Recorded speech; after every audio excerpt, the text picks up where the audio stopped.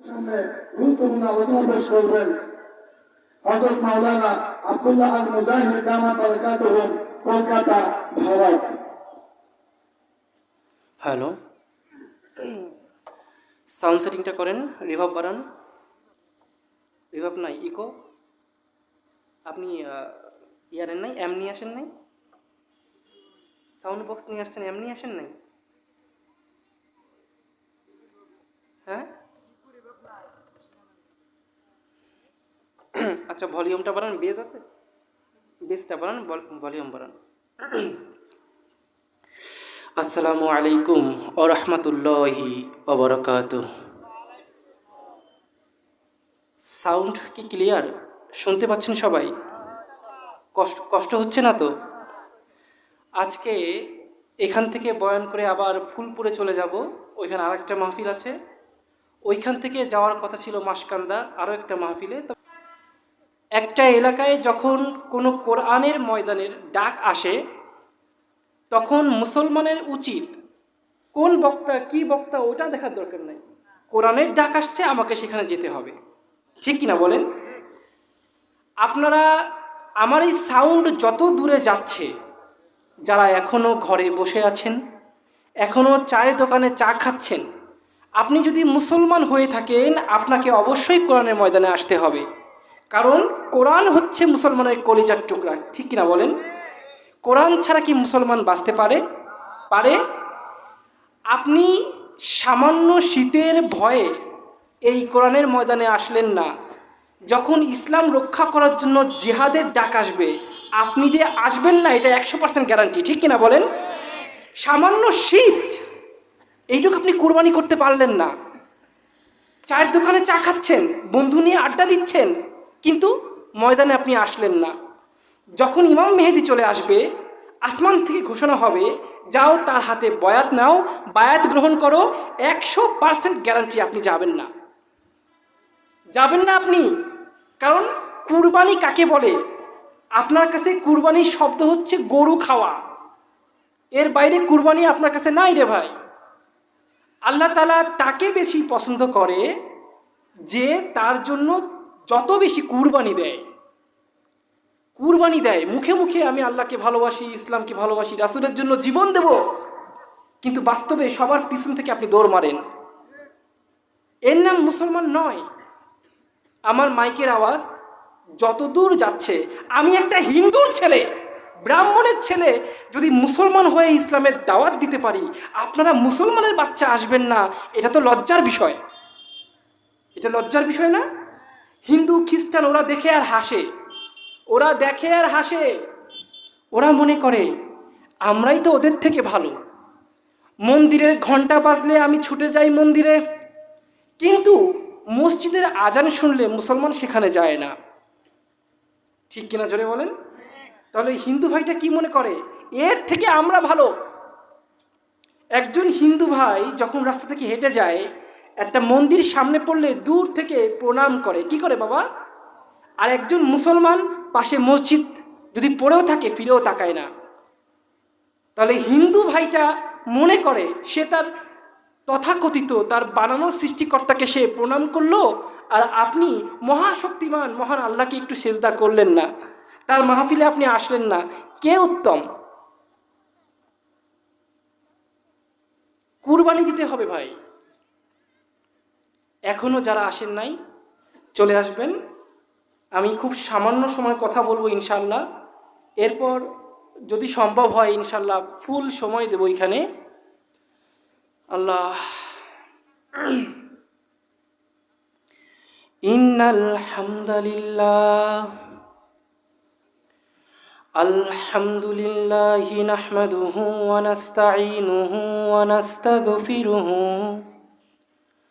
ওয়া নু'মিনু বিহি ওয়া নাতাওয়াক্কালু আলাইহি ওয়া নাউযু বিল্লাহি মিন শুরুরি আনফুসিনা ওয়া মিন সাইয়্যাতি আ'মালিনা।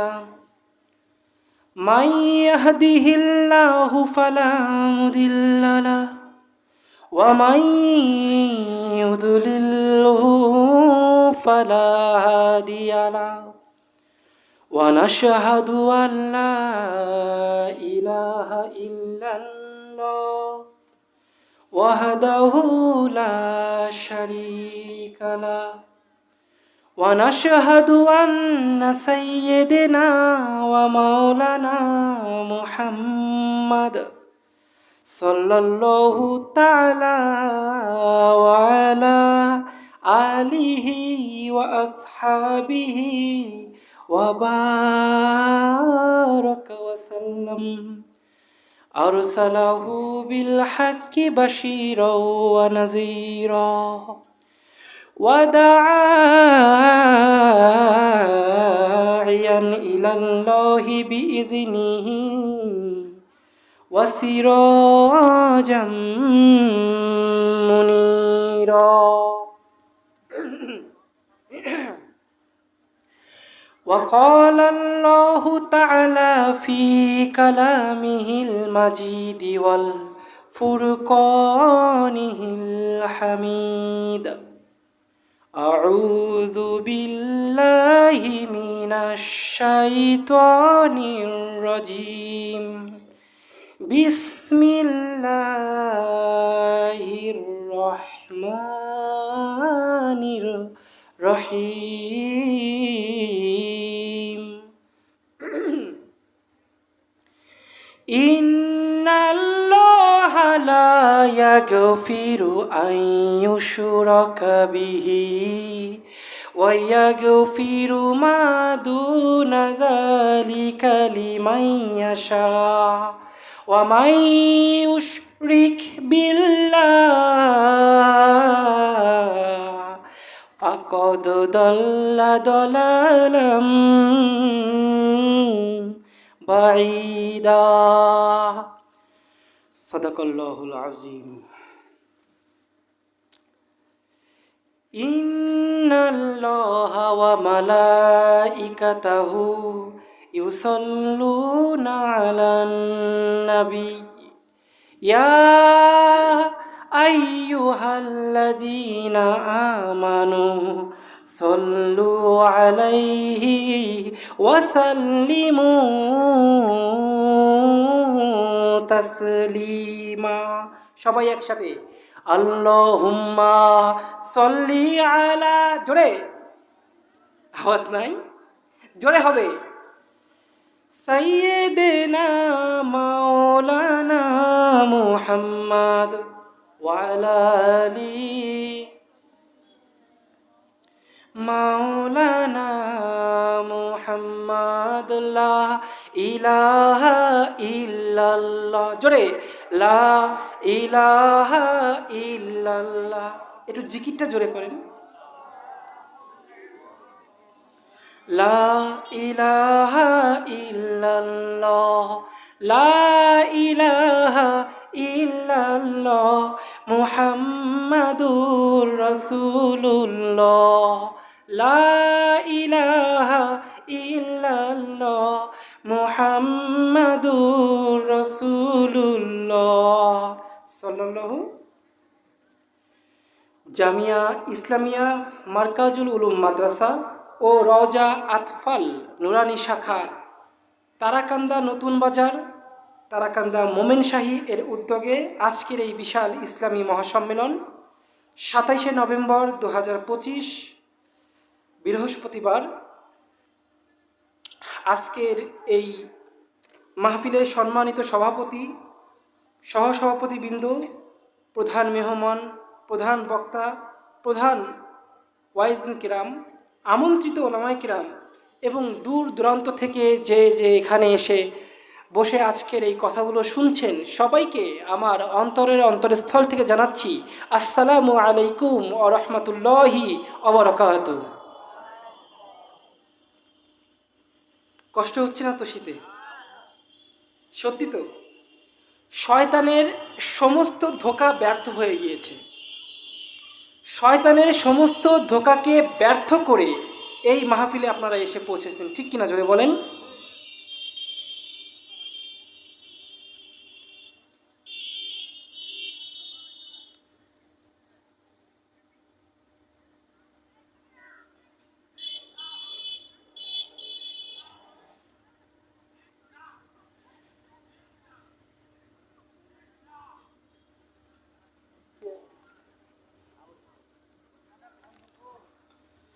আল্লাহ। তো শয়তান সবসময় চেষ্টা করবে আপনাকে ধোকায় ফেলানোর, কিভাবে বাসায় রাখা যায়, মসজিদ থেকে দূরে রাখা যায়, এটাই হচ্ছে শয়তানের মূল কাজ। কিন্তু বাবারা, আপনার মতো আরও লক্ষ কোটি সৃষ্টি আমার আল্লাহ তাআলা সৃষ্টি করেছেন, ঠিক কিনা জোরে বলেন? কিন্তু এই পর্যন্ত আল্লাহ কাউকে মুহাব্বত করে সৃষ্টি করে নাই, সৃষ্টি করেছেন শুধুমাত্র আপনাকে ভালোবেসে, ঠিক কিনা? আল্লাহকে সিজদা করার প্রাণী কি অভাব আছে বলেন? হ্যাঁ, অসংখ্য প্রাণী, পৃথিবীতে যত ধূলিকণা থেকে শুরু করে সমুদ্রের এক ফোঁটা পানি পর্যন্ত আল্লাহকে সিজদা করে, ঠিক কিনা জোরে বলেন? তারপরেও মহান রব আপনার আমার সিজদাকে এত ভালোবাসে কেন? কারণ আপনি তার মুহাব্বতের সৃষ্টি, আপনি তার মুহাব্বতের বান্দা। আপনি কখন একটা সিজদা করবেন, কখন তাকে ডাকবেন, এটাই মহান আল্লাহ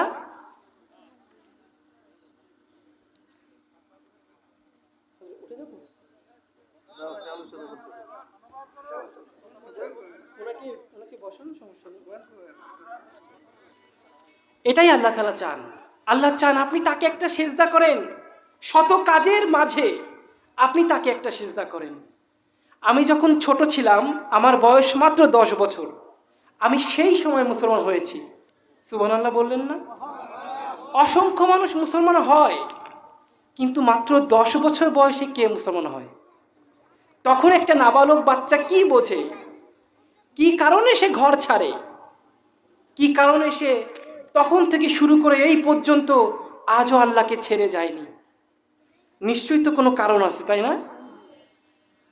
আমার ভাইয়েরা, হিন্দু ধর্মের ব্রাহ্মণ পরিবারের সন্তান আমি। আমার বাবা কলকাতার একজন বড় পর্যায়ের ধর্মগুরু, তা সত্ত্বেও আমি ইসলাম গ্রহণ করেছি। আল্লাহর জন্য নিজের ঘর ছেড়েছি, নিজের বাড়ি ছেড়ে দিয়েছি। শুধু তাই নয়, আল্লাহর জন্য যদি বারবার মৃত্যুবরণ করতে হয় আমি রাজি আছি। কিন্তু বাবা, যদি প্রশ্ন করি আপনি আল্লাহর জন্য কি করেছেন? আপনি আল্লাহর জন্য কি করেছেন? কতটুকু কুরবানি দিয়েছেন? আপনার দিকে তাকালে এখনো তো নবীর আদর্শকে খুঁজে পাওয়া যায় না। এত ওয়াজ, এত নসিহাত, কিন্তু আপনার কেন পরিবর্তন হয় না? আপনি কেন নবীর আদর্শকে বুকে ধারণ করলেন না? কারণ একটাই, আপনার হৃদয়ে আল্লাহ এবং তার রাসূলের জন্য বিন্দুমাত্র ভালোবাসা নাই। বিন্দুমাত্র কি নাই বাবা? ওগো নবীর উম্মতেরা, হয়ে আজি দিশে হারা, কোরআন হাদিস ছেড়ে চলো যখন যাহা চায় মনে, নবী বিনে কে দাঁড়াবে পুলসিরাত মিজানে, নবী বিনে কে দাঁড়াবে পুলসিরাত মিজানে। চলো চলো চলো মুমিন, চলো নবীর সন্ধানে, নবী বিনে কে দাঁড়াবে পুলসিরাত মিজানে। ঠিক কিনা বাবা? আর কেউ আছে নাকি সেদিন আপনার জন্য সাফায়াত করার মতো? আর কেউ আছে? কেউ নাই রে বাবা। এই জন্য সময় আছে, এখনো সময় আছে, নবীর আদর্শকে বুকে ধারণ করো। অন্য অন্য ধর্মের মতো আমার ইসলাম ধর্ম নয়। আমার ইসলাম ধর্ম, তুমি 24টা ঘন্টা কার আদর্শ মেনে চলতেছ? আমার আল্লাহ তাআলা বলেন, ওয়ামা খলাকতুল জিন্না ওয়াল ইনস, আমি মানুষ আর জিনকে সৃষ্টি করেছি ইল্লা, ইল্লা মানে কি? শুধুমাত্র। কি বাবা? শুধুমাত্র লিয়াবুদুন, শুধুমাত্র ইবাদতের জন্য, অন্য কোনো কারণে নয়। আপনি খাবেন দাবেন ঘুমাবেন সেই জন্য আপনাকে সৃষ্টি করে নাই। আপনি ডাক্তার হবেন, জজ হবেন, ব্যারিস্টার হবেন সেই জন্য আপনাকে সৃষ্টি করা হয় নাই। আপনি উকিল হবেন, প্রধানমন্ত্রী হবেন, নেতা হবেন সেই জন্য আপনাকে সৃষ্টি করা হয় নাই। আপনাকে সৃষ্টি করা হয়েছে ইল্লা লি ইয়াবুদুন, শুধুমাত্র ইবাদত করার জন্য। এখন যদি প্রশ্ন করি ডাক্তার লাগবে না? সমাজে ডাক্তারের প্রয়োজন আছে কি না? খাওয়া দাওয়া লাগবে না? ঘুমানো কি লাগবে না? পড়াশুনো লাগবে না? সব কিছুই লাগবে। তা সত্ত্বেও আল্লাহ তাআলা বললেন তোমাদেরকে এই সব করার জন্য সৃষ্টি করিনি, সৃষ্টি করছি শুধু ইবাদত করার জন্য। এখন প্রশ্ন করতে পারেন তাইলে হুজুর খাবো না, ঘুমাবো না? অবশ্যই বাবা, সব কিছুই করবেন, সমস্ত কাজই আপনাকে করতে হবে, কিন্তু সেটাকে ইবাদত বানাই করতে হবে। সেটা কি করতে হবে বাবা? ইবাদতে রূপান্তরিত করে করতে হবে। উদাহরণস্বরূপ, দুপুরবেলা আপনি খেতে বসেছেন, ওই এক সময় পাশের হিন্দু ভাইটাও খেতে বসেছে, ঠিক কিনা জোরে বলেন? এখন কিয়ামতের মাঠে আপনি আর ওই হিন্দু হরিপদ পাশাপাশি দাঁড়াইছেন। আল্লাহ ওকে বলবে না তুমি কার আদর্শ মতো, কার সিস্টেম অনুযায়ী তুমি খাবার খেয়েছো। আল্লাহ বলবে না আপনাকে, কারণ আপনি মুসলমান। আপনাকে বলবেন অমুক দিন অমুক টাইমে তুমি যে দুপুরে খাবার খেয়েছিলে, কার আদর্শ মেনে তুমি খেয়েছিলে। যদি নবীর সুন্নত অনুযায়ী খেয়ে থাকো ওইটা হবে ইবাদত, আর সুন্নতের বাইরে তুমি যা করবা কোনো কিছু আল্লাহর কাছে গ্রহণযোগ্যতা নেই, কোনো কিছু গ্রহণযোগ্যতা নেই। এই যে এখন আমরা বিয়ে শাদী করি, বিয়ে করি কিনা জোরে বলেন? বিয়ে করি না?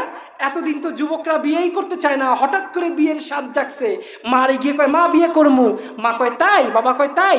অমুক আশা সমিতি, ব্রাক সমিতি ওদের কাছ থেকে সুদে টাকা এনে বিয়ে করায়। কি করে বাবা? কি ভুল বললাম? সুদে টাকা এনে বিয়ে করায়, অথচ বিয়ে হচ্ছে অর্ধেক ইসলাম। বিয়ে হচ্ছে কি? অর্ধেক ইসলাম। আপনি সুদে যে টাকা এনে বিয়েটা করাইলেন, ওর কি বিয়ে হয়েছে? ওর কি বিয়ে হয়েছে? হারাম টাকা দিয়ে, হারাম সম্পত্তি দিয়ে আপনি যেটাই শুরু করবেন বাবা, ওইটাই হারাম, ওটাই কি? হারাম। ওই যে বিয়েটা আপনি করালেন, ওইটা কি বিয়ে হয়েছে? একদমই বিয়ে হয় নাই। ওইটা হয়েছে জিনা। সন্তান সন্ততি সব কিছুই হচ্ছে ঠিক, সব কিছু জিনার বাচ্চা হচ্ছে, জিনার সন্তান হচ্ছে। এই জন্য ওই সব সন্তানরা বাপ মার দিক ফিরে তাকায় না। কেন তাকাবে? নবীর আদর্শ মেনে তো সে বিয়ে করে নাই। নবীর আদর্শ মতো যদি সে বিয়ে করত, ওই সন্তান কখনো বাপ মাকে ছেড়ে যাইতো না। বাবা, প্রতিটা কাজে আমাদেরকে অবশ্যই নবীর সুন্নাতকে মেনে চলতে হবে, এটাকে ছোট মনে করার কোনো কারণ নাই। যদি নবীর সুন্নাত না লাগতো তাহলে আমি মুসলমান হওয়া মাত্রই জান্নাতে চলে যেতে পারতাম। কোনো আমলের দরকার নাই, কোনো সুন্নত মানার দরকার নেই, ঈমান আনছি ব্যাস। কিন্তু বাস্তব কি তাই? বাস্তব কি তাই? আমি যখন হিন্দু ছিলাম তখন আমার কোনো আদর্শ ছিল না। যখন মুসলমান হলাম তখন আমি একজনের আদর্শ মানতে বাধ্য, ঠিক কিনা? যার আদর্শ ব্যতীত কোনো কাজই আল্লাহ গ্রহণ করবে না। খারাপ লাগে, খারাপ লাগে আসলে খুবই।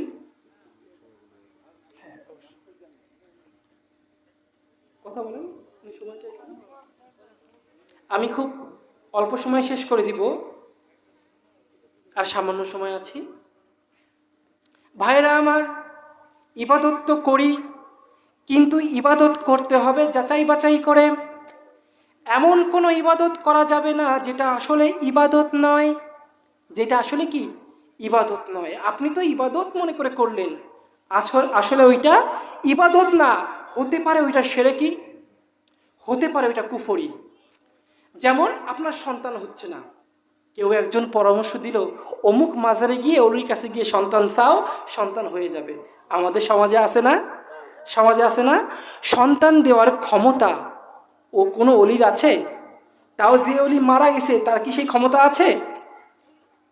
এটাকে তো আপনি ইবাদত মনে করে করতেছেন, বাস্তবে এটা শিরক হয়ে গেল। আপনি হয়ে গেলেন মুশরিক, আপনার ঈমান চলে গেল। ঠিক কিনা জোরে বলেন? ইবাদত করতে হবে সহি সুন্নাহ অনুযায়ী, কোরআন এবং হাদিস অনুযায়ী। এর বাইরে আপনি রাসূলের কোনো আদর্শ মানলেন, বাস্তবে ওইটা রাসূলের আদর্শ না।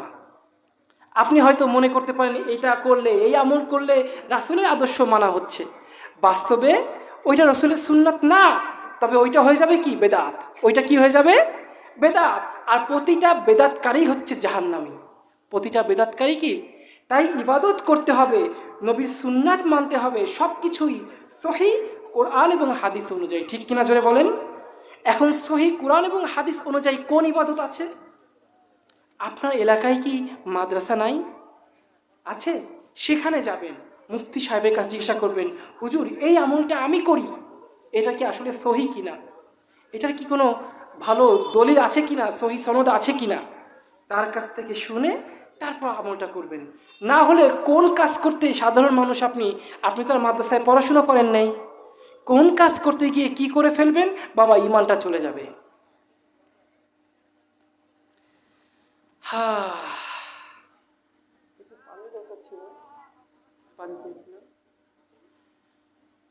आए थे हम कुछ ना कुछ खरीदने को, जैसे हो रोशन मेरे कल्बो रूहो, और ना कोई चारा दो जहां में नहीं, और ना कोई चारा दो जहां में नहीं, जिंदगी में बंदगी तू करना है, जिंदगी बे बंदगी शर्मिंदा है, जिंदगी बे बंदगी शर्मिंदा है। ভাইরা আমার, আমরা মনের অজান্তেই এমন অনেক কথা বলে ফেলি যার দ্বারা আমার ঈমান চলে গেছে, আমি নিজেও তা জানি না। কিয়ামতের মাঠে আল্লাহর সামনে যখন দাঁড়াবো পাহাড় সমান নেকি নিয়ে, আল্লাহ বলবেন তুমি চলে যাও জাহান্নামে। তখন আপনি প্রশ্ন করবেন, ইয়া আল্লাহ, আমার আমল নামা তো পাহাড় সমান নেকি দিয়ে ভর্তি, আপনি কেন আমাকে জাহান্নামে ঢুকাচ্ছেন? আল্লাহ তাআলা বলবেন, অমুক দিন অমুক সময় তুমি এমন একটা কথা বলেছ, এমন একটা কথা বলেছ যার দ্বারা তোমার ঈমানটা চলে গেছে, তুমি জানো না, একবারও চিন্তা করো নাই, তোমার ঈমানটা কি হয়ে গেছে বাবা, চলে গেছে, তুমি তওবাটাও করো নাই। আর ঈমান ছাড়া কোনো আমল কি গ্রহণ হবে? সেই রকম একটা কথা যেটা আমাদের সমাজে অহরহ ঘটে চলে, যেই আল্লাহ সেই ভগবান। বলেন নাউজুবিল্লাহ। কথা কয় না, নাউজুবিল্লাহ। যেই আল্লাহ সেই কি ভগবান? হ্যাঁ, একটা ভগবান কি দিয়ে তৈরি হয়, আর আমার আল্লাহ কি দিয়ে তৈরি আমরা তা জানি না। একটা ভগবান দেখতে কেমন আমরা জানি, কিন্তু আল্লাহ কেমন আমরা কি তা জানি? একটা ভগবানের শক্তি কতখানি আমরা জানি, কিন্তু আল্লাহর শক্তি কতখানি তাও আমরা জানি না। আমি বিস্তারিত বলবো না, পাশে হিন্দু ভাইরা কষ্ট পাবে। কোনো ধর্মকে আঘাত দেওয়ার জন্য আমি মঞ্চে উঠিনি, ঠিক কিনা জোরে বলেন? আমি মুসলমানের ঈমানকে হেফাজত করার কথা বলতেছি। যখন কোনো হিন্দু ভাইয়ের সাথে মিশবেন, সে হয়তো কথায় কথায় বলবে, আরে আয় আমাদের মন্দিরে আয়, সমস্যা নেই, যেই আল্লাহ সেই ভগবান। বলেন নাউজুবিল্লাহ। হিন্দু ভাইয়ের সঙ্গে সম্পর্ক থাকবে, সমস্যা নেই, রাখেন, সম্পর্ক রাখেন, কিন্তু তার ধর্মের সাথে মুসলমানের কোনো সম্পর্ক নাই। যেখানেই শিরক হবে তার সাথে আমাদের কোনো সম্পর্ক নাই। আজকালকার দেখা যায় মন্দিরগুলোতে উপচে পড়া ভিড়। এত হিন্দু তো দেশে নাই, তাহলে ওইখানে এত লোক কেমনে আসে? এত লোক আসে কেমনে? মুসলমানের সন্তানরা ওইখানে গিয়ে ড্যান্স করে, ঠিক কিনা? জলে বলে মিথ্যা বলতেছি? আমার বাবারা, তোমার সন্তান যখন মন্দিরে গিয়ে ড্যান্স করছে, ওই হিন্দু ধর্মের গানের তালে তালে যখন ড্যান্স করছে, তোমার সন্তান এই সাক্ষী দিচ্ছে, হে আল্লাহ, আমি সরাসরি তোমার সাথে শিরক করছি না, সরাসরি মূর্তি পূজা করছি না, কিন্তু ওরা যে মূর্তি পূজা করে সেটাকে সমর্থন করতেছি। বলেন নাউজুবিল্লাহ। সমর্থন করেই তো আমি ড্যান্স করতেছি। হিন্দুদের মন্দিরকে পূজাকে সমর্থন যদি না করতাম, তবে ওই রাস্তা থেকে হাঁটতাম না। হাঁটতাম, কিন্তু আমি যখন মন্দিরে গিয়ে ড্যান্স করতেছি, তার মানে আমি সমর্থন করলাম যে আল্লাহ তুমি তো আসো, ওই হিন্দুদের ভগবানরাও আছে। বলেন নাউজুবিল্লাহ। এই সমর্থনের কারণে আপনার সন্তান কাফের হয়ে গেছে। নাউজুবিল্লাহ কইলেন না? আপনার সন্তান যদি বিবাহিত হয়, বউ তালাক হয়ে গেছে, ইসলাম এত সহজ না বাবা, এত সহজ না। ইমানটাকে ধরে রাখা বর্তমান সময়ে এতটা কঠিন, আগুনকে হাতে রাখা তার থেকে সহজ। ঠিক কিনা জোরে বলেন, ঠিক না? আর আপনার ওই আমল আর ইমানের মধ্যে যদি বিন্দুমাত্র শিরকি থাকে, আল্লাহ তা গ্রহণ করবে? শিরক কত বড় গুনাহ! আমার আল্লাহ বলেন, কিয়ামতের মাঠে আমি সব ক্ষমা করে দিতে পারি, কিন্তু শিরকের গুনাহ ক্ষমা করব না। ইন্নাল্লাহা লা ইয়াগফিরু আন ইউশরাকা বিহি ওয়া ইয়াগফিরু মা দুনা যালিকা লিমান ইয়াশা ওয়া মান ইউশরিক বিল্লাহ ফাকাদ দাল্লা দালালাম বাঈদা। পরিষ্কার ভাষায় আল্লাহ ঘোষণা করে দিচ্ছেন, কিয়ামতের মাঠে আমি যাকে ইচ্ছা যেভাবে ইচ্ছা ক্ষমা করে দিব, কিন্তু কোনোভাবে আমি শিরকের গুনাহ ক্ষমা করব না। তুমি যে জমিনের উপর দাঁড়ায় দাঁড়ায় শিরক করছো, ওই শিরক, ওই জমিন তোমার বিরুদ্ধে সাক্ষী দিয়ে দেবে বাবা। ওই জমিন তোমার বিরুদ্ধে সাক্ষী দেবে। তাই কোনো মন্দিরে যাব আমরা, আর কোনো মন্দিরে যাব, ওদের না না আমি পরে মাহফিল আছে। আচ্ছা, তাহলে মূল কথা এটাই বাবা, আপনি যে কাজটাই করেন না কেন, আমলকে সই শুদ্ধ করে করতে হবে। কোনটা শিরক কোনটা কুফর, এটা যাচাই বাছাই করে করতে হবে। মন্দিরের সাথে আমাদের কোনো সম্পর্ক নাই, আমরা কখনো কোনো মন্দিরে যাব না। যতটুকু বলেছি, যা বলেছি, আল্লাহ তাআলা আমাকে প্রথমে আমল করার তৌফিক দান করুন, তারপর আপনাদের সবাইকে তা মেনে চলার তৌফিক দান করুন। বলেন আমিন, জোরে বলেন আমিন। ওয়া আখিরু দাওয়ানা আনিল হামদুলিল্লাহি রাব্বিল আলামিন।